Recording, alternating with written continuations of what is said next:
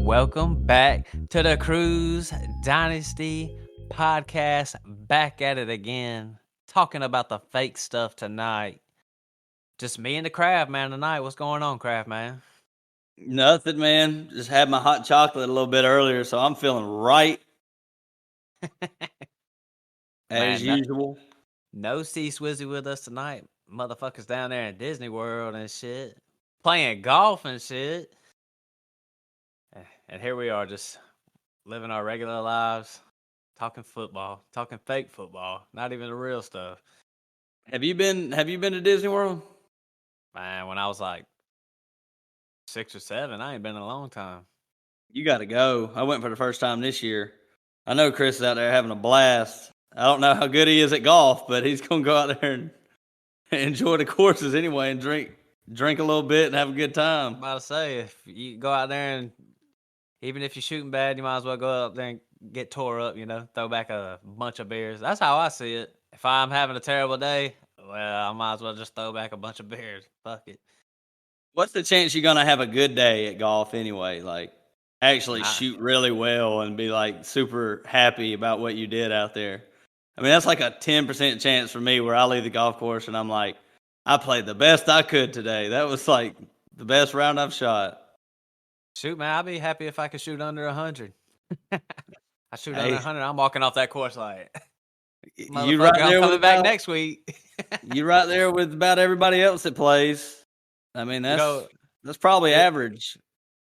It'd be funny. What's funny about golf is like you could play bad that whole day, but it'd be like those 1 or 2 shots that you just hit real good. It keeps you coming back like, oh, man, if I could just do that a few more times, I'd be right there.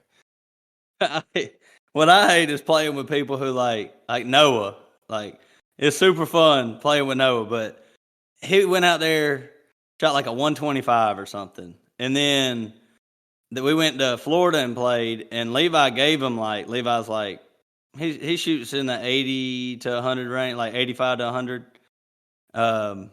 And gave him like 10 strokes. And Noah beat him straight up, like 90, like 94 to 93 or something. He went from like 125 to 94 in one round. I'm like, I wish I could drop 30 strokes in one round.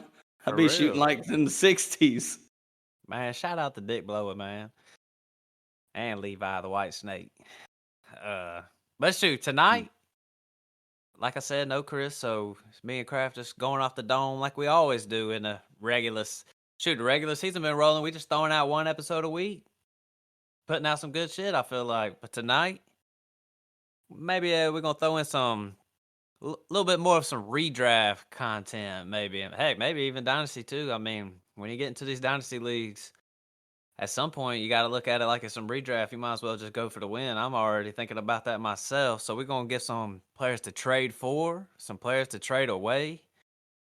But before we do that, I told Kraft, I said, we owe this man some attention. We need to kiss his butt just a little bit. And CJ Stroud. And CJ Stroud been going off. And I would say I missed on CJ Stroud because in college, man, I seen CJ Stroud play a lot, man. This dude was not doing all that good at Ohio State. But then you see games where he's playing against the Dogs and the man's just going off. You know what I'm saying? So it's like you saw the potential with CJ Stroud, but then you're like, come on, man, you're playing in the Big Ten up there. Like, why are you struggling versus Northwestern and shit like that? But CJ Stroud in your Superflex drafts, most likely he was going at the 104. So that's the first question I'm going to ask right there, Kraft, is would you switch that up a little bit? Would you? Because, most people was taking Bijan at the 101. So let's just forget about the 101. But I'd say Stroud at the 101. I'm with you, though. I'm with you. You would take him over Anthony Richardson, too? In a Superflex, yeah, I would. I mean, Bryce Young was going very close. Like, he was an argument to be a 101 in the Superflex, and that's what a lot of people were doing. I wasn't the highest on. I like Stroud better during the preseason too, and Richardson just because I I do think Bryce Young's going to be fine, but I just don't see a whole lot of fantasy upside just with the way he plays. So, you can put Stroud at the 101 in the rookie draft now. And if you're talking about a startup draft, he's going right behind that tier of big guys. I mean, you can make the argument of him or Herbert or something like that, or maybe even Burrow. And probably not me yet, but it's close. Like right after them guys, I think he's right there. Because if you think about it, startups last year, it was going like Mahomes, Allen, Hurts, somewhere in that order. And then it was like Burrow, Herbert. And then you had like Lamar. Pretty much. Oh, Lamar. Yeah, I didn't want to miss him, Lamar. Then you got like Justin Fields, Trevor Lawrence, that little tier. So you would slide CJ Stroud. I think I would too. You know me, I've been a Trevor Lawrence guy.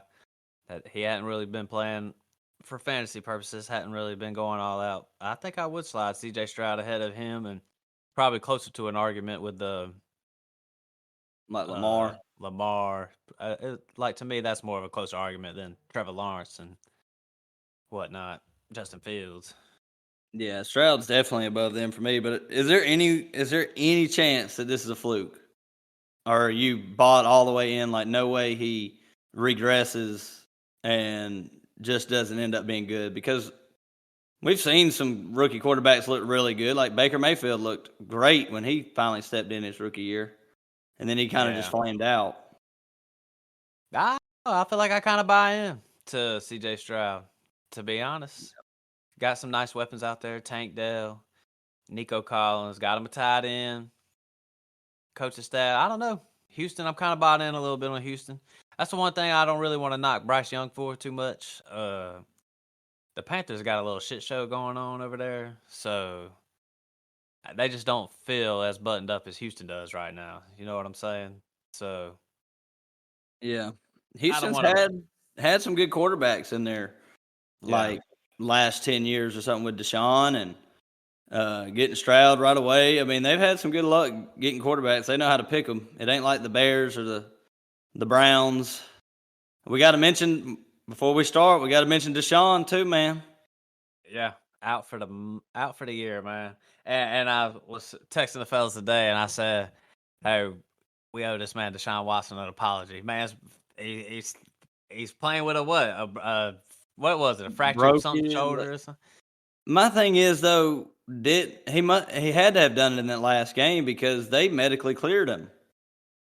So how did they miss that? And then, unless it happened in the previous game, like it got worse, but they cleared him a couple weeks ago with that same injury. Yeah, I don't know, man. I don't know. They could have misdiagnosed his ass trying to get him. They talk about we paid him this much. Throw his ass out there. I don't care if it's got a crack in it or not. I don't know, but the fact that it is kind of wild that man went out there and just beat the Ravens with his shoulder being fucked up like that. Now he's out for the year. Sucks for the Browns, though. I mean, Deshaun Watson really, I mean, we're saying he hadn't looked that good or whatever, but I mean, they're like 5-1 in games he's played this year. Is that true? It's something crazy like that. Browns are rolling. So, yep, that is what Deshaun Watson out for the year, and they're about to start. What's his name? DTR. I don't even know how to say his fucking name. Dorian Thompson-Robinson, man. Oh, Dorian Thompson-Robinson. DTR's fine though, for sure. He's out there. Amari Cooper. Over with. It's over. So sorry. Who else? Njoku. I mean, whatever. It's, you know how it is with tight ends. You might slide them in every now and then, somehow, some way. I got to mention Cooper though, right quick. The games that he has played with Deshaun this year, he scored 21 points. Let's see, 22 last week or the week before, and then 12 last week. And the games that he's been playing with PJ Walker, he had 2 points, 12, 3 points. So, this is not looking good. Not looking really good for Amari Cooper rest of the season. And I was actually finally coming around to liking Amari Cooper too. I didn't have a bone to pick with the guy anymore. I was Right. like, I got a trade offer before Watson got hurt, straight up, Amari Cooper for Michael Pittman, and I declined it. Oh man. And now I wish I'd just held on to my hate for Amari Cooper a little longer. Oh man, that's tough right there, man. I guess before we move on to another topic, real quick, dynasty rankings, CJ Stroud. I mean, we kind of said it a little bit with just in the startup, but I don't really think startups are all the way indicative. But CJ Stroud, is he top what 5, 7, 10? I think he's right after. You can make the argument with Herbert, and I wouldn't. I'd still do Herbert and get Herbert and Burrow, and then probably CJ Stroud after that, and Lamar. And I think he jumps Lamar. Ooh. Yeah, that's tough. He probably does though. Well, Lamar's just so inconsistent. It's not the fact that Lamar isn't like that. He's the most talented quarterback in the league if you take the rushing upside with it. But I mean, Lamar is the QB9 right now this year, and CJ Stroud's the QB8, and you're getting a lot more consistency with CJ Stroud. So, Yeah. I mean, unless it's like a four point passing touchdown league, that's the only way I would probably take Lamar over. Shoot, I was telling But you, nobody Craftman. plays in that. Right, I was saying before we even hopped on the pod that my brother drafted CJ Stroud in the 3rd round of our rookie draft. It's a 1 quarterback league. That's just looking like a nice little steal now. So, yep, sure. we buying into CJ Stroud. That's gonna be another one that I'll take the L on because I was not buying on him before the year, but can't deny CJ Stroud looking good. All right, Kraft. Let's just go ahead. Let's just swing into what people really want to talk about. This is like, listen, I'm gonna go ahead and specify. We'll go ahead and say it right now. We're not saying go do this shit. We're just kind of throwing out some facts and maybe some of our opinions, suggestions about who you should trade. The Craft Man was diving deep, looking at some schedules. So we got a bunch of names that we got for. This is mainly like redraft stuff, but it's like I said, Jessica's, dynasty at some point, you might want to take a look at it and man, that's just what I'm just gonna go ahead and say this too. This whole thing, like even when like before the year, like the redraft stuff is not irrelevant to dynasty type stuff because even when you're making trades before the year and stuff, you can use the redraft ADPs and stuff to help make your case on some of these trades and stuff that you're making because sometimes like teams that are going for it, you're like, man, this guy is going in the 1st round in redraft leagues, but he might be older or something. Might help you make your case and get a deal done. You know what I'm saying, Craft Man? Oh yeah, and like when we bring up these folks in redraft that have like a better back end schedule, like you can use that in dynasty also if it's a player that's kind of close. Like if you have a Saquon compared to Jonathan Taylor, or you're looking at an Eckler or McCaffrey, like these guys that are sort of close in value in dynasty. Like these schedules could like if it helps you win a championship this year, it would be a good thing to make that trade now. If that makes any sense. Makes sense to me. I hope the people out there are making sense of this shit. But let's just go ahead and start off with some running backs because I feel like running backs, they're the most volatile. It's the hardest one. If you can nail these running backs for these last few games of the season, you can win your championship. Yeah. So right off the bat, some trade for guys. Guy we got at the top of the list, or just one of the names we had. I'm not saying these are in order of blah blah blah. I'm just throwing some names out. Craftman, we kind of talked about this before, but Kyron, definitely got to be on the list. He's been on IR for a while. You could probably get. I'm not sure what you could trade to get Kyron for, because if somebody's been holding him this whole time, it might be tough to get him. But Kyron got to be out there. I mean, he was going off at the beginning of the year, and now hopefully Stratford's about to get a little healthy too with his thumb, and maybe the Rams are about to ramp it up a little bit. We'll see how it goes.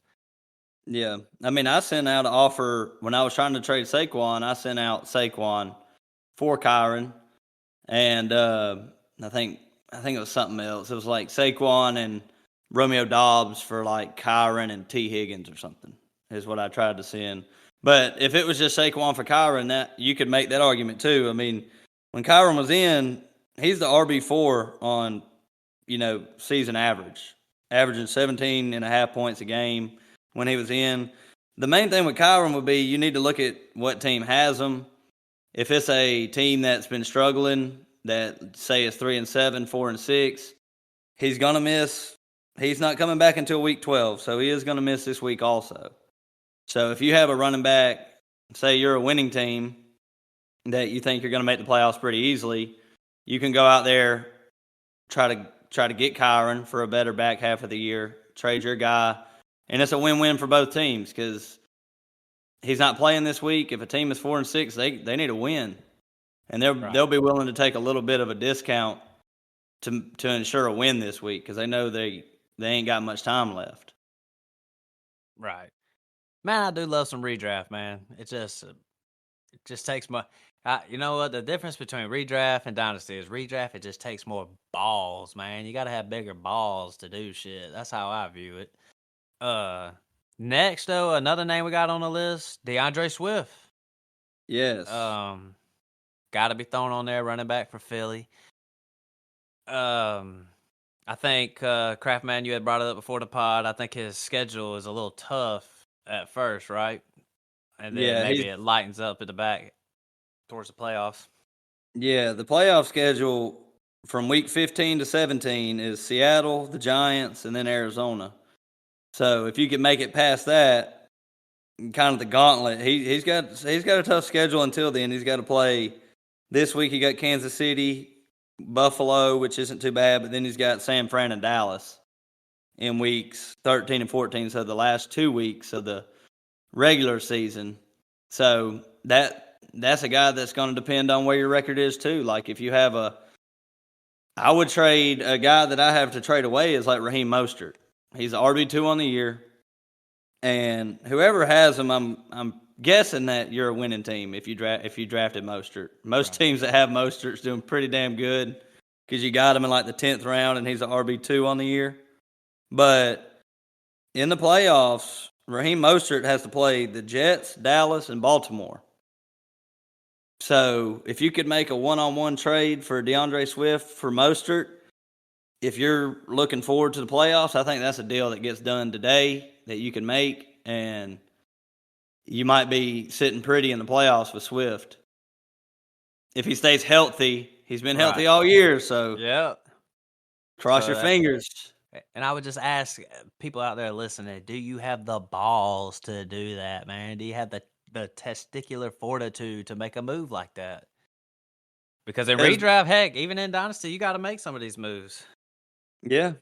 And Mostert's schedule before the playoffs isn't terrible, but I mean, he's still going to have a couple good weeks. But Devon A-Chain's coming back too, so that could play a factor into that. And but Mostert's definitely a guy that I wouldn't mind trying to ship off and get a good deal with what he's done so far this year. Right. All right. Another name I got on our list right here is Isaiah Pacheco for Kansas City. Pacheco really has solidified that backfield. He really is the guy. You remember, Crap, I was saying at the beginning of the year that you still there's gonna be a little stretch roll. CEH comes in and he's doing his thing, but that really hasn't happened. And Pacheco's look pretty good. What's the schedule looking like? Well, let me find him right quick. He's an RB20 on the year, so he's had some decent weeks, but nothing. His highest week was against the Jets in week 4, 23 points, but he's been getting over 50% of the snaps and averaging around 15 carries a game. So he's been fine, but his schedule is really good. He's got Philly this week, week 11, which is bad. But after Right. that, every single matchup he's got all the way through the playoffs is green. Vegas, Green Bay, Buffalo, New England, Vegas, Cincinnati. That's So that's it don't music to get much my better than ears. that. I tell you what, Kraft, that's just music to my ears for the home league, man. Just loving that all that green. Uh, so yeah, man, go out there and get Pacheco. What does it take to go get somebody? What would you give up for somebody like Pacheco? Because I feel like it might not take too big of a name to go get him. But what do you think? I mean, a guy who's been going off, Gus Edwards. I mean, you might could do something like that in redraft. Trade Gus Edwards for Pacheco. Gus Edwards is had a really good like last 5 weeks. He's been great. He's been scoring touchdowns left and right, but Pacheco got to play. He's still got to bye a week in week 13. So I mean, Edwards got to bye a week in week 13. So Pacheco's already passed his bye, and then he comes back and plays the Rams, Jacksonville, San Fran after that. So Gus Edwards, James Cook. I would trade James Cook and go get Pacheco because Yeah. his usage is weird anyway, and they just take him off the field when he fumbles like a bunch of idiots. And I mean, Ramondre, probably trade him for him. Yeah. Montgomery would be tough. I don't know about David Montgomery though. I don't think I'd do that. Would you? Nah, hell no. Can't do it. Can't do it. No. Another guy we got on our list is Javante Williams. Looked real good last game, and his workload looks like it's ramping on up. I remember I said something to ask Kraft about Javante Williams, and Kraft said he don't even care what the schedule is. I would just go get Javante, and I agree with that. I think Javante Williams been playing pretty good. Well, he looked real good this last week, and he's been coming along slowly, but he was hurt last year, so I'm hoping we're looking at a back half explosion right here. I think we are the last 3 weeks, and going back to week 7. He had a bye week in week 9. Going back to week 7 when they started kind of ramping him up. In his last 3 games, he had 19 total opportunities, 30, and then 25 last week. So he's a bell cow back at this point. I mean, Right. you're not getting this kind of usage from really anybody except for, your Saquons and ETNs and just top notch Christian McCaffrey type guys. That usage is incredible. Their offensive line's not bad. Denver's looking a lot better than they did at the beginning. So it's kind of a mixture of both. He's getting more work, and Denver's just a better team. They're in games. They're not getting blown out. They're winning games, actually. In the playoff hunt too, man. And their I think schedule isn't bad. I know I said their schedule. I didn't care what their schedule was, but it's not bad rest of the season. So go get you some Javante Williams. But just to recap it real quick, we were saying Kyron Swift, Pacheco, Javante. I'm gonna bring up a couple names that these are gonna be a little iffy, but you're gonna take a risk. But if you want to win a championship, you're probably gonna have to take a risk. Tony Pollard, been shit all year. This is somebody you could probably get for the low, or you definitely ain't gonna have to pay too much to get him, unless his name is just I don't know, yeah, drives the price up or something like that. But Tony Pollard hasn't really been playing that good. Kraft, what would it take for you to say, hey, I'll be willing to give up this player or this caliber player for a guy like Tony Pollard? well, Tony Pollard. The next 3 weeks, if you're one of them teams that needs a win, and it's like I said, like Matt said, it's really risky. But next 3 weeks, Carolina, Washington, Seattle. So if you really are desperate for victories now, he'd be one to try to go acquire. But I mean, I'm trying to think of some names that you could throw out there, and like Brian Robinson. Would you Yeah. try to trade Brian Robinson to go get him? And you said Brian Robinson's the RB4 right now? RB4 on the year. Fraudulent, man. This is So points per fraudulent. game. This is what was it, average, the points per game, right? Yeah, this was on the season. He is average points per game is the RB12, averaging 13.3 points a game. Yeah. I don't know. And It just takes. Pollard is the RB, got to keep scrolling, RB26 in points per game, averaging 11 points a game. Yeah. It's going to take some. Talk about them big balls. It's definitely going to take some big balls to go out there and get Tony Pollard, I feel like. What about lower? Could you go any lower than that and get somebody? You talking about a different player or just Yeah, try to like get Pollard? To get Pollard, could you get a lower? Could you give somebody lower up? Gus Edwards again. James Cook, I'd throw them in the same kind of conversation. His usage is fine, but I'm just not. I'm so in between with Pollard. That's why it's risky. I mean, I got him in a league, and I'm counting on him. I traded for him last week. Yeah, I traded Bijan Robinson for him. Man, damn, Kraft. Well, I was the only reason I did it is I was 3-6, right? And Bijan has a bye this week, and Pollard last week I thought it was going to be great. He had the Giants, and then he has Carolina. Like I said, his schedule was good. I was like, he could win me a couple weeks to at least get me back to 500.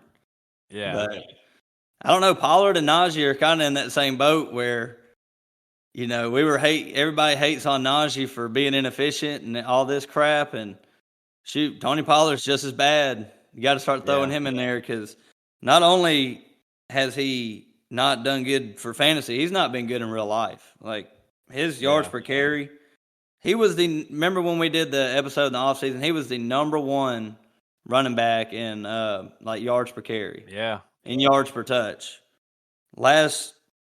I can't do the averages here, but he can't be averaging more than like 4 yards per carry this year. I mean, it's been rough. Against the Giants, when they were up 45-0, whatever it was, right? He only had 15 carries for 55 yards. In a game script, that was perfect. Yeah, not looking good for old Tony P. And a lot of people were drafting him in the first round, that back of the first round, right? Early second, I guess, maybe. Yeah, that one's tough right there. I know that you had said it. You were talking about you learned a lesson talking about these guys that are who have been backups or whatever, and now jumping up to a starting role, it really doesn't pan out too often. It really doesn't. I mean, and Pollard was one of them guys that was, like we said, was real efficient. But Madison, Pollard, like Lamar Miller back in the day, he was like the Tony Pollard. Then he went and got a full role. He couldn't do it. Like, right. Sometimes I think these backups, even looking at now how efficient some of the backups are, like Keaton Mitchell or Devon Achane when he comes in, I feel like when they are like Tajay Spears, when they put these guys in and they take like Henry out of the game or Mostert out of the game, the defenses don't really focus as much on that position. They're like, oh, this is the backup right here. They're probably throwing the ball or whatnot, and they just get lighter boxes, and they're just more efficient. But it doesn't necessarily mean they could be a bell cow back in the future. I know you brought his name up, but I kind of put these in the same category. Jaylen Warren, Najee, guys, would you be willing to trade for? Jaylen Warren been coming on strong. Been named the starter, but it's pretty much like the same thing. Him and Najee just splitting it up. Yeah. Would you be willing to trade for them guys? I mean, it feels like you could get Najee lower than Jaylen Warren right now. You probably could get Najee lower than Warren and Pollard. And it's hard to say some names that are like straight up running backs because in a league, you're most likely not trading a running back for a running back in redraft. Usually somebody needs a receiver, somebody needs a running back, you piece some stuff together. And I mean, like going to wide receivers, like a Tank Dell, Jordan Addison, Amari Cooper, like names like that could probably get a Najee done. It don't have to be nobody crazy. Christian Kirk, you could do something like that and get Najee. Man, you know what I just can't get over, man? I just got to shout out my guy, DT. Right after week 1, when Puka Nacua had that good game, I sent that man Puka Nakua for Najee straight up, and he declined that thing, and I was acting like I was crazy. And now I look back and was like, Thank man, God. golly, I'm glad he didn't do that shit. I got a few instances with DT like that this year where I was like, damn, I'm glad he didn't do that shit. All I right, traded then. Najee for Garrett Wilson in my dynasty league a couple years back. Damn. Or last year, I guess it was. Who'd you do At that some with? point. My brother, he loves running backs. He All loves him some running backs, man. right, Kraft, we got we I got a little trade away list. It's not too big, but we talked about Mostert already. We already touched on him and his schedule. Saquon, kind of touched on him a little bit. The thing about Saquon is, even schedule aside, is their offense. It ain't gonna be no good. He's not gonna really get many scoring opportunities. I think I heard some. I don't even know, man. I listened to my podcast talking about his floor is high. He's got a high floor or whatever, but his ceiling is No low. ceiling. But the thing is, really, he kind of struggled even this last week. I know they was getting blown out and stuff like that. So Saquon definitely got to be on the trade away list. Yeah, he Um, is. but I got a question mark next to this guy. We had talked about him, and this will take balls to do. This would be hard to do. Old Travis Etienne. Just he's been going off this year, but has a brutal schedule at the end. What's it look like, old Kraft man? Well, starting in week 14, so getting into the playoffs, he's got Cleveland and then Baltimore and then Tampa Bay, which Tampa Bay is very good against the run also. But if you make it to the championship, he plays Carolina. So the road there is not good, and even just his schedule in general before the playoffs is just kind of average. He doesn't really have any great matchups left and for the rest of the year. He plays Houston in week 12, and that's really it. And then after that, it's all red. Hmm. Personally, I just don't think I could do it.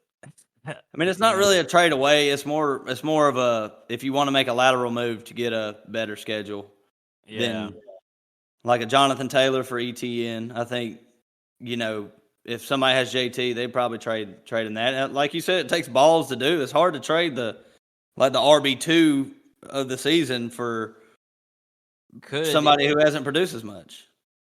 Could you do ETN and maybe add a little something to get Eckler? Eckler has a great schedule. Yeah, Eckler has a wonderful schedule. That would be perfect. I mean, I'd start with just ETN for Eckler. ETN's outproduced him all year. Yeah. But when you do redraft, you got to break the seasons down into like first 4 weeks, middle of the season, and then you got to start preparing for the playoffs if you're going to get in them, or trying to come back because we ain't got but 4 weeks left. If you don't make a move now and you lose one more game, that could be it for you. So got to do something. If you got a really bad matchup, you got to trade. Let's move on to some wide receivers real quick. I feel like the biggest list is running backs because running backs, like we said, it's the toughest one, man. But if you can hit on them running backs, but wide receivers, I got heck, I put Stephon on this list, but I'm gonna go ahead and just X him out like for trading for. You're not getting him. I don't think so. you can. It had to be another big name like an AJ Brown for Diggs or something crazy like that. Yeah. Top of the list though, and this one's kind of obvious. T. Higgins. He ain't really been making much noise all year. I mean, I'm personally myself have tried to trade for T. Higgins a couple times this year. It could possibly pay off in the back half of the year. T. Higgins is still good, and the Bengals they're gonna try to heat it up a little bit. I think they were. What are they, last in their division right now, or close to the bottom? But they're going to try to make a run for it, and for them to do that, they're going to need T. Higgins on out there. So I believe T. Higgins top of the list. What you say, Kraft? Yeah, he's right up there if you're a winning team and you can afford to. He's already going to be out this week. They play tomorrow, so he's ruled out. And then after that, just hold on to hope that he comes back. I don't know how bad the hamstring injury is, but it's worth trying to trade for T. Higgins because, like you said, the Bengals are going to turn it on, and you see what the wide receiver 2 can do. I mean, Tyler Boyd had a massive week last week, so T. Higgins is going to have them kind of weeks when he comes back. So, he's a perfect trade for a candidate if you're a winning team. If you're a losing team, this is a guy that you got to get rid of now, though. Like if you're needing to win this week, this is a guy that and that's why these trades can actually work because a 4-6 team can't afford to hold on to Higgins anymore. He's been screwing them all year long. So, next, another guy we got on the list, and this is another one seems pretty obvious too if you think about it. Devontae Smith. Been getting overshadowed by A.J. Brown this year. A.J. Brown been going the fuck off. Devontae Smith with, what's his face? No Dallas Goedert. Dallas Goedert going to be out for what? He ain't out for the rest of the season, is he, Kraft? He's out for the next 4 weeks at least. I think they're about to put him on IR. They haven't done it yet because they had a bye week. So, most likely next 4 weeks, which is leading right up to the fantasy playoffs. So, Devontae Smith, I would put him up there like where you would have him ranked at the start of the season. I think we had him like at wide receiver, around that wide receiver 12, 13 range or something. I would put him right back up there now because Goddard being out. And that's when Devontae Smith really went off last year. I'm going to see, you can talk about Devontae Smith for a second, Matt, but I'm going to try to go back to last year and see when he went on his little heater. But yeah. Okay, here it is. Goddard missed. I'm not sure exactly what weeks last year, but it was at the end of the year. Devontae Smith had a stretch from week 11 to week 16. And he went 10, 7, 18, 14, 15, 27, 16, 10. Yeah. Down there, the back half of that season last year. And he started off slow just like he did this year. So I would trade a lot to get Devontae Smith. And, I mean, it would have to be like Mike Evans. I would do it. I'd trade Mike Evans to get Devontae Smith. Puka's close. Adam Thielen, for sure. DJ Moore. Guys like that. Brandon Ayuk. They've been outperforming them all year, so somebody might want to do that. And I'd go get them. Yep, I'm with you. I might go look up on Average Joe's League and see who the hell's got him. Do you know who's got him off the top of your head, Kraft, man? Oh, Lakes Pop. Oh, Lakes Pop, man. Shout out to Lakes Pop. I know you're listening right now. Hopefully not, or you ain't going to get him. Throw him my way, Lakes Pop. All right. You got any more names off the top of your dome that you would trade for from the wide receiver spot? Just maybe that could help you. Those are just not really. I want to mention one that does have a tough schedule that you could trade away, and that's Jalen Waddle. Right. In the fantasy playoffs, he's got the Jets, Dallas, Baltimore. Probably the 3 worst matchups you can get. Yeah. And the thing is with Miami is they don't perform against good teams. So, right. Yeah, they definitely been tripping against the big dogs this year. So some pretending ass motherfuckers.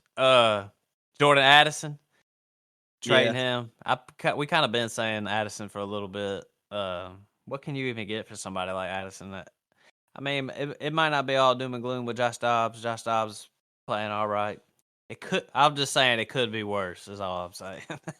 Yeah, I think Addison's going to have a decent floor. I mean, he's shown potential and he's going to get some targets. But when JJ comes back and as much as Josh Dobbs likes to throw to TJ Hawkinson, man, Josh Dobbs likes to throw it to that boy. And Jordan Addison's just going to be third on the pecking chart. So I'm just concerned with being the third receiver for a Josh Dobbs led offense, even if he is that talented. Right. Kraft, we'll just go real quick. Tight ends that you might want for the playoffs. So I got Ferguson on the list. Old Ferg. Yep. For Dallas. Ferguson. Always getting a touchdown. Dalton Schultz got a pretty tough schedule to end the year. Sam Laporta's looking sweet rest of the season. So I don't think anybody's coming off of Sam Laporta though. Nope. And you're probably just stuck with the ones you got at tight end, because when you get a tight end off the waiver wire that starts hitting, you're just It's over with. pretty much just gonna roll with it, like Dalton Kincaid and stuff. I mean, you don't even care about their schedule because you're like, no way I'm downgrading at tight end, because the downgrade is so vast when you go down. Not really much you can do from the tight end spot, but all right, trade 4 right here. Top of the list. We might have even already said it already, but Jared Goff. They got a little sweet spot there for for the end of the year. Yeah, rest of the season is great. Man, would you trade? Could you possibly get done a Tua for Jared Goff trade? Could that work? Asking for myself, of course. I think it depends on where you're at. If you're a playoff team, then yeah. I'm not. I'd be shaking like hell if I went to the playoffs and my first matchup with Tua was the Jets.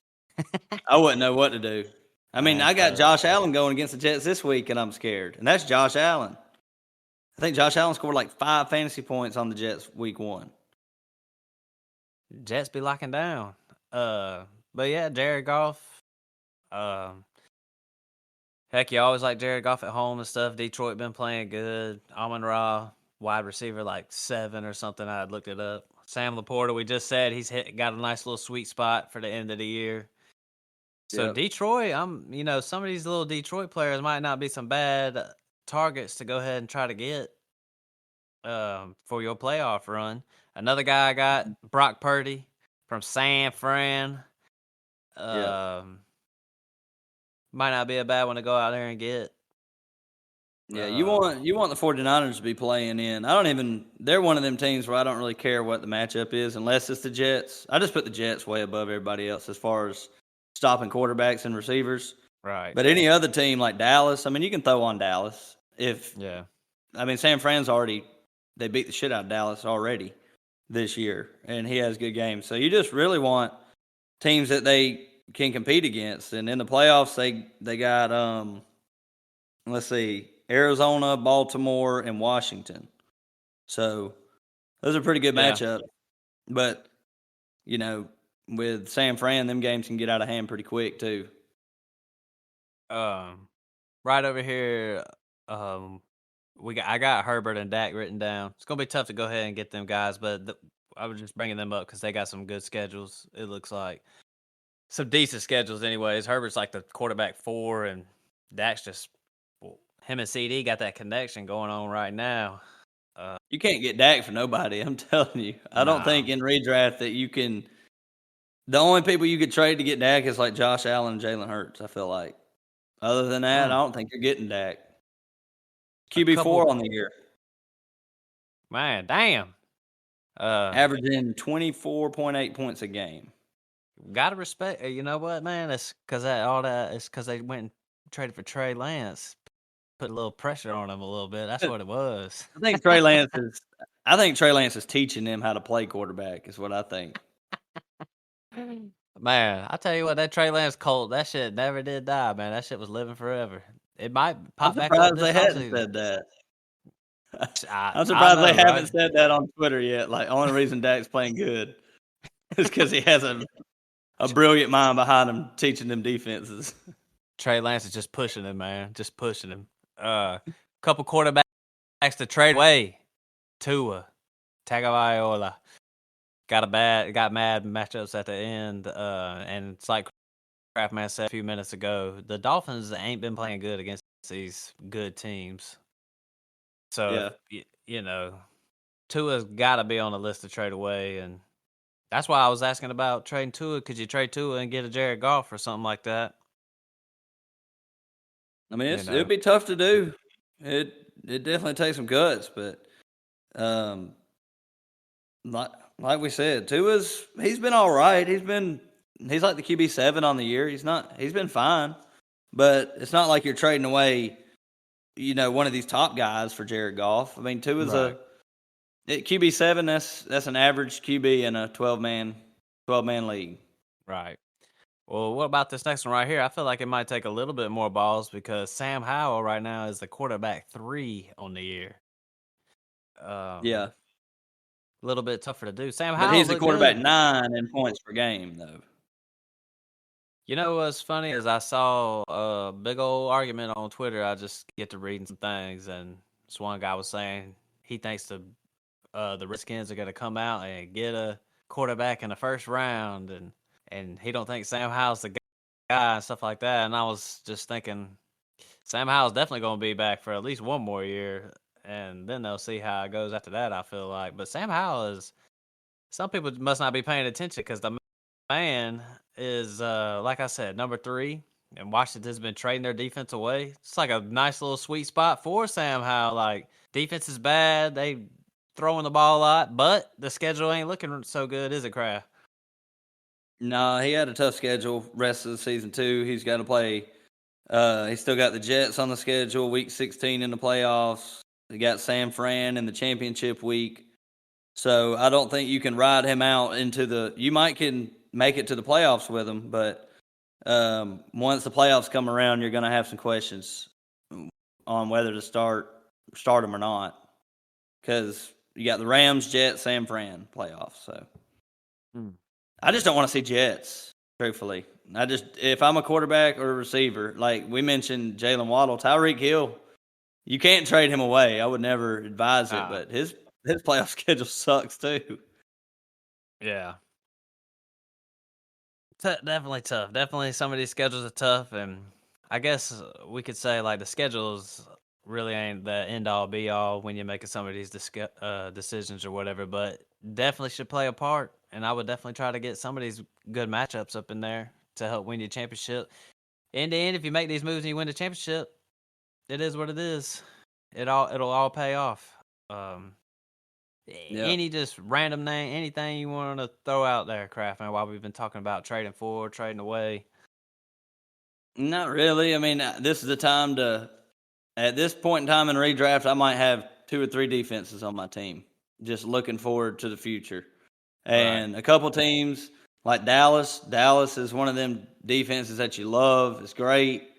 But their playoffs, they got, starting in week 14, they got Philly, Buffalo, Miami, Detroit. Those are all great offenses. So yeah, that's tough. I mean, that's not great. And Kansas City's got a really good schedule. I don't have it off the top of my head. The Browns look good. Got Chicago, Houston, and then the Jets in the playoffs. So the Browns are a really good defense to get. And like I said, I got Kansas City here. In the playoffs, they got Kansas City's good the rest of the year. They got Vegas, Green Bay, Buffalo, New England, Vegas, Cincinnati. Yeah. So pretty good until Cincinnati, really. So it's time to start looking at defenses, looking at matchups for the future too. Craftman, you ain't got no kicker advice for us? I ain't got no kicker advice. I got some advice. It's about to get cold as shit outside in these northern states, and it's gonna start snowing and shit. So try to stay away from them games. Pick a dome kicker. Man, that's good. That's some great advice right there, Craftman. I know, man. I got advice for everything. But shoot, I mean, that right there pretty much wraps up tonight. I feel like that was some good substance right there. This, like I said, more redraft tonight. We've been going week by week. We've been giving out some redraft stuff and giving out some dynasty stuff too. So we like to talk about it all, especially during the year. I feel like Craftman, we kind of found our groove just throwing out one episode a week, just talking about really not even news, really just kind of just talking about the players' values, trade away, all kinds of shit like that. But Craftman, anything you want to say to the folks out there? I just want to say we appreciate everybody for listening. You listen to the right people. I mean, we've been through, what week is it? Week 11? Is it week 11 now? About to be. Yeah. Well, you listen to me. I'm in 5 leagues. I'm 50-0 right now. Hadn't lost yet in any of my leagues. Not a one. How are you doing for real, Craftman? I'm about a little low. I don't know. I have to add them up, but I'm 7-3 in a couple, 4-6 in a couple. I mean, I'm doing pretty good. I'm above 500. We'll say that. Man, I If put you it like if you this. try to add them all together. I think so far in my leagues, everything is going all right. The home league turning around after a slow start. My family league, I was telling you about my cousin Rachel's team. It's gonna be hard to win that league right there. Man, I'm just throwing it out there. My cousin Paige has ETN, CMC. Who'd I say? Amon Ra, Tyreek, Tyreek Hill, Keenan Keenan Allen. Allen. Y'all ain't winning that league. It's over. It's Kicking over our now. ass, but up there in the playoffs for that one. Average Joe, a redraft league. I'm up there at the top. It don't matter. There's a 4-way tie for It don't first matter place where right you now, are, man. man. I'm winning that one. There ain't no doubt about that one. And I got that one in the bag. And we've talked about Dynasty. My tank's going pretty well. Could be going better if the Galanis had some shame. Had a little bit of shame to them, and now I gotta settle for the 103 and the 104 is shit.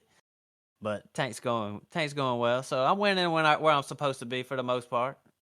Put it like that. That doo-doo league's fun because I've looked at my schedule and I do get to play both of them guys again. So that's two wins already. I'm just trying to get that number 1 seed. Somebody in y'all's division has got to beat Phil because as of right now, I'm the number 2 seed. I should get a bye, but I just want that number 1 seed.